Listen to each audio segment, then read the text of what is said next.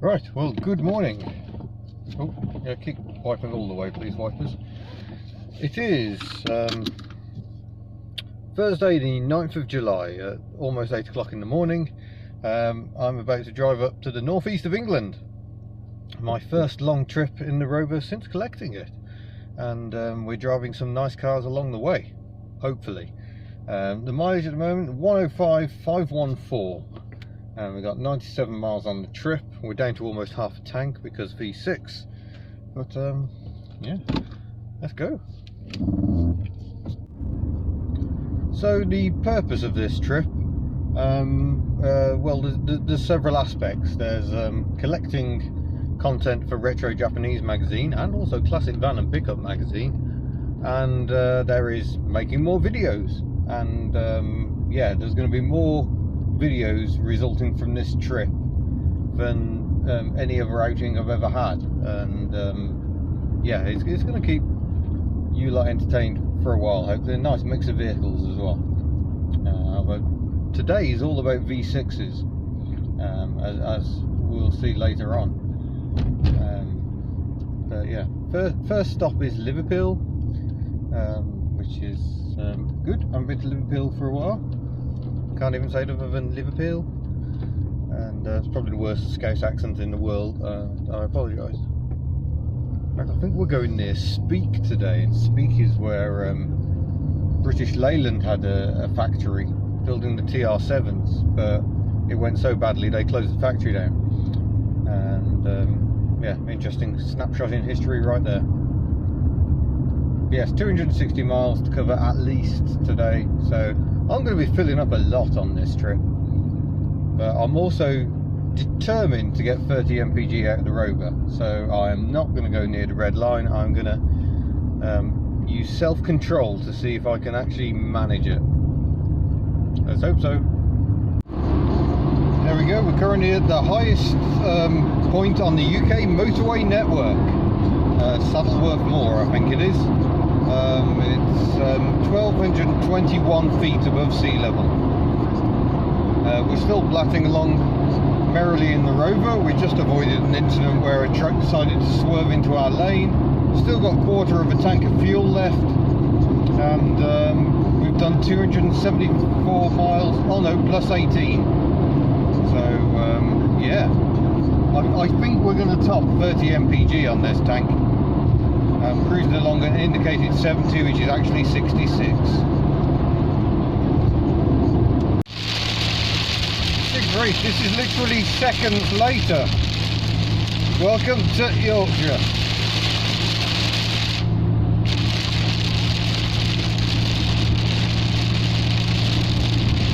I don't feel inclined to do 70 anymore.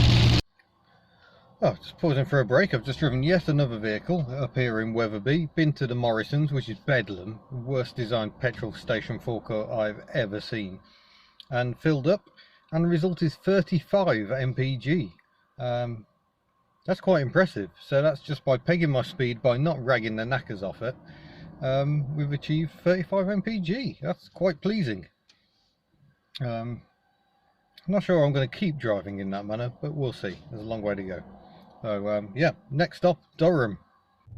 Right, well, welcome to day 3 of this trip. I've just been stopping in a lovely Airbnb here in Shincliffe near Durham, and I didn't do any reporting yesterday, so sorry about that. I was too busy driving a rather nice Nissan Laurel, which will be appearing in video form. But I'm currently off to do more Nissan antics, and perhaps that shows you, amid the contrast, what it might be. That is a Kenmeri Skyline, and I'm now off to the GTR Heritage Centre, which isn't too far away, and they are Skyline specialists. I'm hoping to see a Kenmeri today. That's the second generation of Nissan Skyline. I think I should also be able to see a Prince Skyline, because the Skyline name predates Nissan, or predates the Nissan versions. There were at least 2 Prince Skylines, and yeah, I'm hoping to see one today. Prince was very much a Japanese Lancia, very high tech, very engineering focused. Twin cam engines, the Dion rear ends, they went in for all of it. And sadly, as Lancia discovered themselves, that's not a great way of making money. You have to make boring stuff that sells in huge numbers. That's what Nissan did, and Prince merged with Nissan, well, for its own survival really. And interestingly, its engineers went on to be involved with the Skyline range going forward, and also the Cherry. The Cherry was always sort of developed by ex-Prince engineers. So there you go, there's some random nuggets for you, more of which you'll be able to find in a recent issue of Retro Japanese magazine. But yeah, we shall go and see what Skylines we can look at today. And I'm still trying to drive gently and conserve fuel as much as possible. And now the engine is running better. It has enough torque that you can actually waft around a bit, so that's nice. So yeah, more wafting. And here we are at the GTR Heritage Centre. No shortage of Skylines. I imagine there's quite a lot of power. Is that here?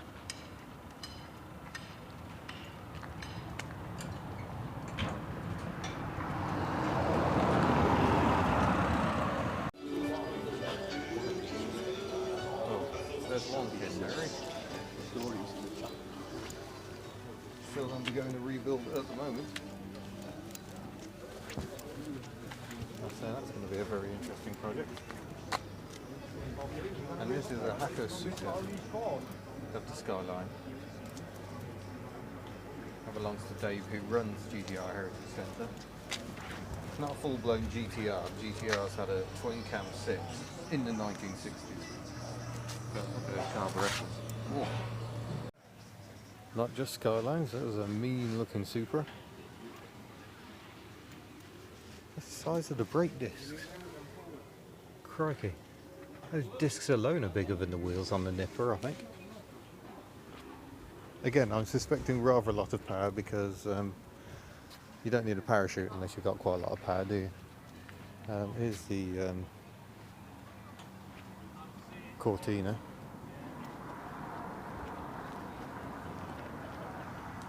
Completely GTR shop sponsorship. Makes me wonder what is lurking underneath that enormous bonnet. I wouldn't be surprised to find that's RB power. An RB Cortina, blimey. Yeah, there's some fat rubber. And there we go, there is a car you are not going to see very often. That is a Prince Skyline. The last generation before the Hakosuka came along, which was designed by Prince but built by Nissan. This one's a mere 1500, but it's a deluxe. And it's slowly coming back together. And of course it has an overhead cam engine.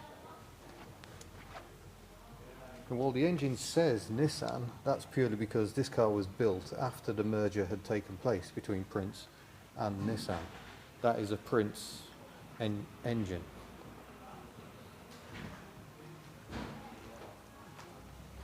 Long way to go for this one. But fantastic to see.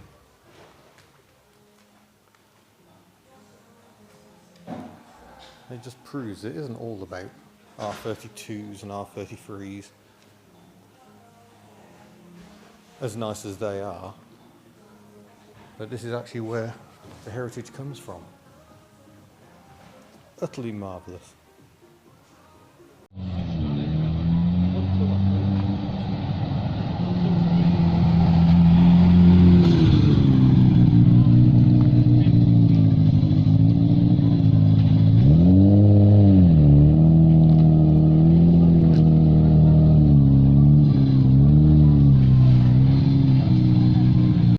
Oh no, not GTR power, it's Ford V8 by the look of it, with the mother of all turbochargers. Look at the size of that. Good grief.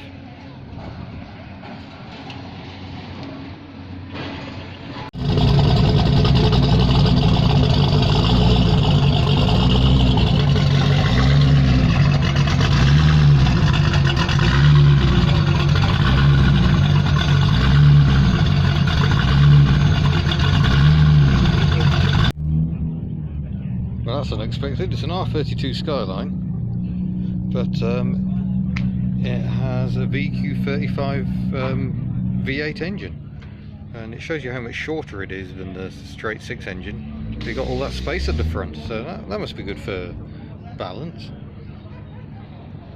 349 brake horsepower, but mostly I just love those trumpets. I think they look gorgeous. That's a bit more hub nut. It's a W124 Mercedes-Benz with wheel trims and a scrapyard in the background. Well, this is interesting. It's a Daihats Cuore. This is like the evolution of our Nipper, effectively. Wow. Toyota Supra Targa. Just like a normal Supra, but with removable roof panels. You don't often see them without the roof panels because this is the UK.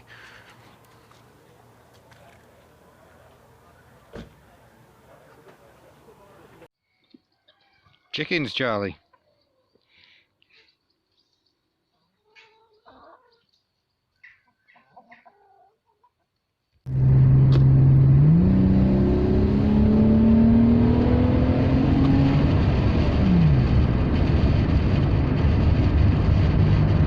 So we're currently hurtling through the Durham area. I'm following my mate Michael. His Subaru Legacy H6 is in an upcoming video. That should be fun. It was briefly featured in my Toyota Starlet video back in February, March sort of time, I forget. Yes, unfortunately, before we caught this slow moving traffic, I was having to give it some considerable beans to keep up with him, and that might not be so good for the economy mission I'm on at the moment, sadly. I have got the airbag warning light on. That's suddenly decided it's going to be a thing. I guess that'll be a case of trying the under-seat connectors first of all. But yeah, a bit worrying to think I might not have an airbag now, but then since most of my cars don't have airbags, maybe I just won't worry about it. Oh, he's off again.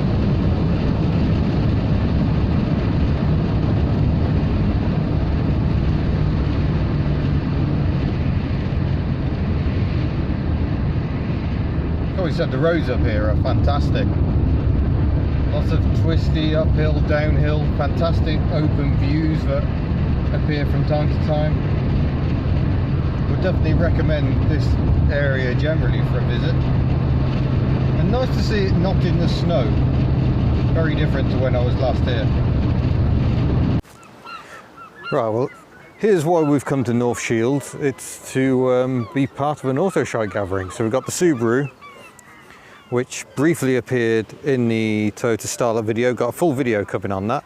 We got a SsangYong Rexton from Korea. We have a Volvo V40 from the Netherlands, even though it's a Swedish brand.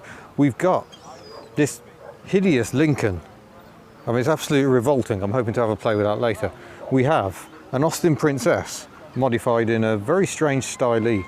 We have a Volvo 850. We have a Suzuki Baleno GSR, the world's most boring hot hatch. Video coming on that. We have the Rover.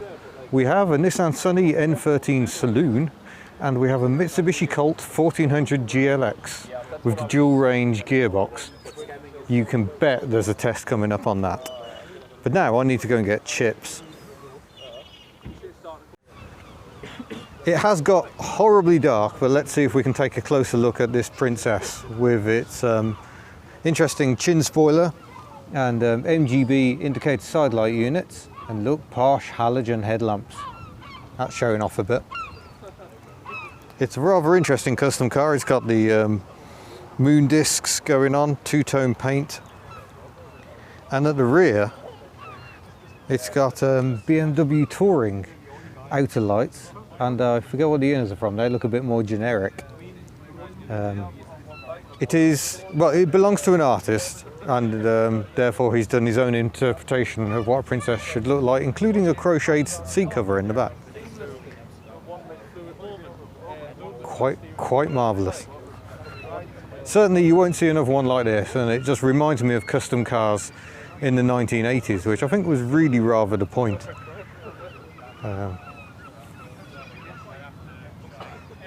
But let's have a poke around under the bonnet.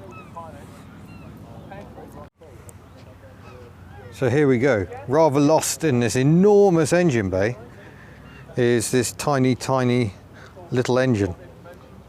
I've entirely forgotten what engine it is in these. 1.70 series. Right, 1.70 series, which was kind of an evolution of the B series, but with an overhead cam from what I remember, and a few other tweaks along the way. Fitted to Sherpas and other delightful vehicles. But yeah, you can see a certain amount of road. And indeed the O series did replace the B series in the Princess. Single solitary carburettor.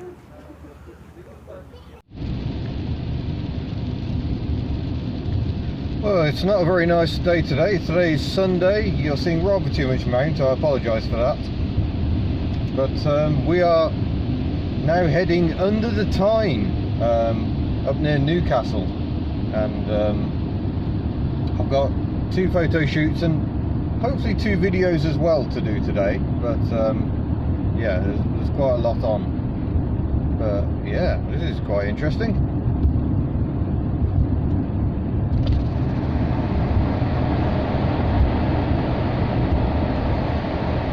Might have to just be a bit childish.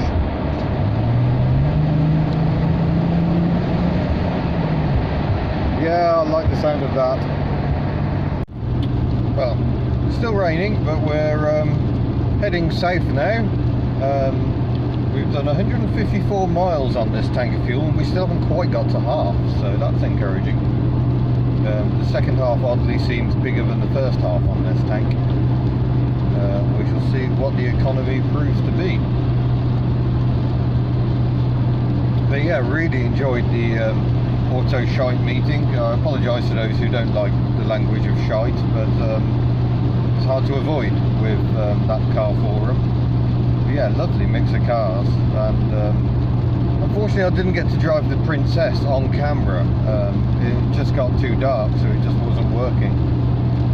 Which is a shame because it was spectacular in many ways. But I'm hoping to catch up with that car and do a full video test on it at some point. But we did test an awful lot of cars, including the most boring hot hatch in the world. So you've got that to look forward to.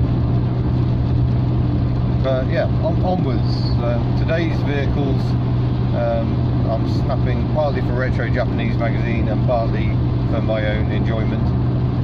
Subaru Justy and a Mazda 929 estate. Traffic spotting here in Tingley. Oh, hello.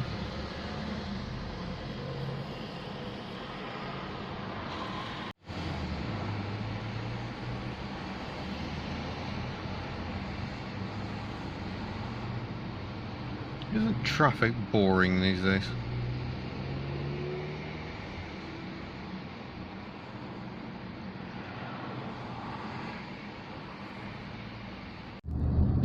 So there's car number 1 today. Yes, it's a Subaru Justy that isn't rusty. Marvellous. Now we're just trying to find somewhere nice to do some photos before the weather turns. Oh, just been for a 40-minute walk around the woods here at Oakwood Hall, I think it is. Apparently Charlotte Bronte didn't like it. I thought it was quite nice. But now, because it's Sunday, I'm going to spend the 3rd Sunday on the trot doing Reliant things. So here we go, 3rd Sunday on the trot, and it's more Reliants, and yet more Reliants. So many Reliants. Here we've got a lovely beige Rialto, and a Rebel without a paint job. It's not quite the same, got the same ring to it, has it? Marvellous. And I've also got a Haynes manual. I mean, it's for a Robin, but they didn't really do one for the Fox, so that'll do. Grand. Life on the road can be very frustrating when it comes to food. It is 6:15 in the evening, which I can prove by showing you my watch, which it won't focus on, but never mind. I've had enough of eating junk food constantly. What I'd quite like is a nice pasta meal, but I haven't bought any cooking gear, so I'm having to make do with these ciabattas. Oh, they sound like they're going to get bits of stuff everywhere. And some roast chicken slices, which because I'm a petrol head hippie, are racking me with guilt, because did the chicken have a happy life? Don't think about it, just eat it. I've also got these, which I've become horribly addicted to on this trip. Whole grain snacks honey barbecue from M&S, because I'm a Rover driver, and I'm very much looking forward to having a good munch on those. So I'm going to have to try and make some dinner. I'm not Jamie Oliver, am I? Good. Well, we've managed 322 miles, but I reckon that needle's lower than it was before. So without further ado, lights off, engine off. Let's go and see how much we can put in. Well, that's a little disappointing. 31 mpg on that tank. I didn't think it was looking good. That's despite me making a concerted effort to drive gently, which isn't really within my nature. But I may have burnt quite a bit of fuel yesterday trying to keep up with Michael in his Subaru Legacy H6. He was giving it some, and to try and keep up in this, I was giving it more. So yeah, a little bit disappointing that I was trying to drive gently to save fuel and managed not to.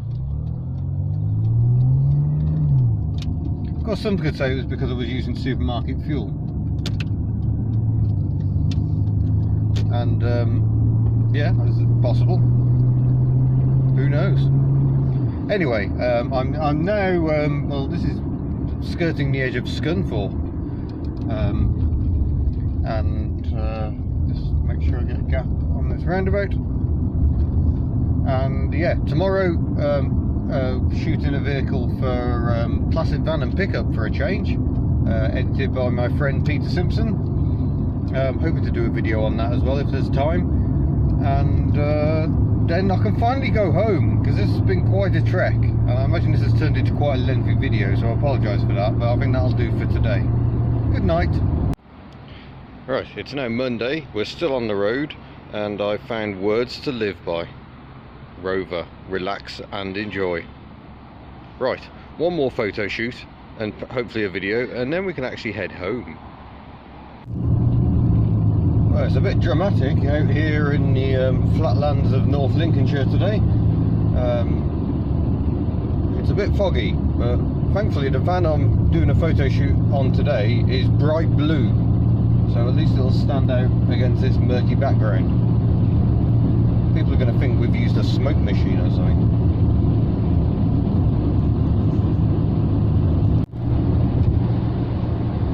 And here we are, we're in Staffordshire now. We've clocked up 130 odd miles today, and I've come to Staffordshire to collect some Reliant bits, which is fitting because Reliants were made in Staffordshire. Go and see what we can find. Well, we're bombing along the A5 back towards Wales. We're getting close now. Shrewsbury is on the horizon, and yeah, I've slightly lost track of how many miles we've done on this trip. We're at 174 miles since I filled up last night, and 235 miles since it clocked up 106,000 miles. I think we must be getting on for about 600 miles on this trip. We certainly will be by the time we get home, and I thought I'd talk about what this car is like over such a trip. It's very relaxing at speed, but I don't know if the camera is picking it up. There is a lot of wind noise. Some of it comes from the sunroof because the seal's not very good. Some of it comes from either the mirrors or the seal on the door. The seal on the door is not brilliant either, but I can't say it detracts all that much because the stereo is quite good. I should have remembered to bring some CDs. That would probably have been a good thing.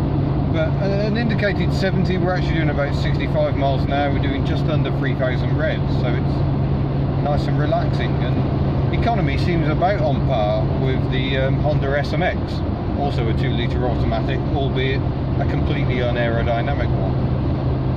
So what I gain in cylinders, or rather what I lose in cylinders, I gain in better aerodynamics, I guess.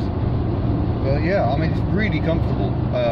I can drive this car all day and not be in pain, so that's nice. My lovely Neptune Velour. What a lucky boy I am. Anyway, we've still got about 80 miles to go, I think. So it's still a bit of a trek. I need to find tea.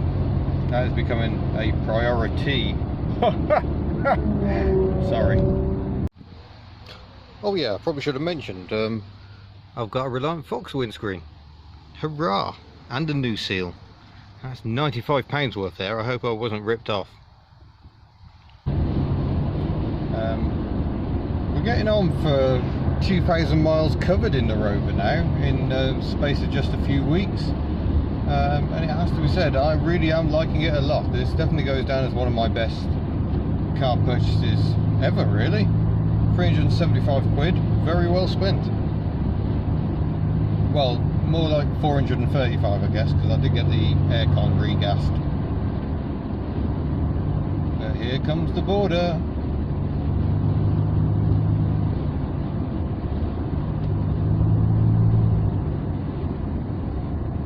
Croeso Gymru, welcome to Wales. And I must thank England for being very kind to me on this trip. Traffic levels have been really quite mild. I guess it is holiday season, that always helps, but I've only got stuck in one small traffic jam, and that was coming along the A5, where a brand new transit van had shed its side door. So thank you, Ford, for building your transits so well that the doors fall off. I've just noticed how the car in front is cleverly masking his number plate and most of his lights with a rack of bikes. Yeah, well done there. That's impressive. Trailer board too much hassle, was it?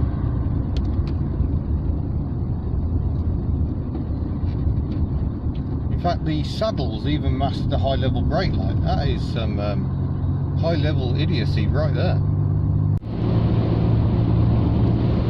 And here we are, back in rural Ceredigion. It's been a long trip, 241 miles today.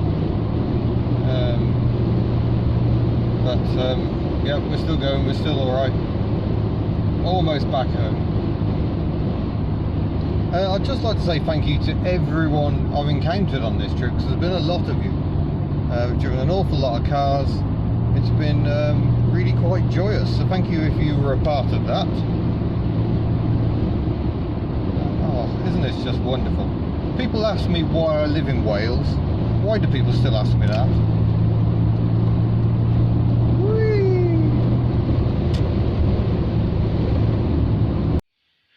And there we go. We're back home with a new windscreen for the Fox. So we've got the engine, we've got the windscreen, we are starting to get there. I still need a hinge, I still need to sort that out, but yeah, lining things up for the big winter project, if I can leave it till winter to play with it, which feels a little unlikely. But yeah, thank you for watching this latest road trip. Don't forget to subscribe before you go. There will be loads of videos coming out of this trip, loads of vehicles driven, so thank you for your support, and I shall see you in a future video. Farewell.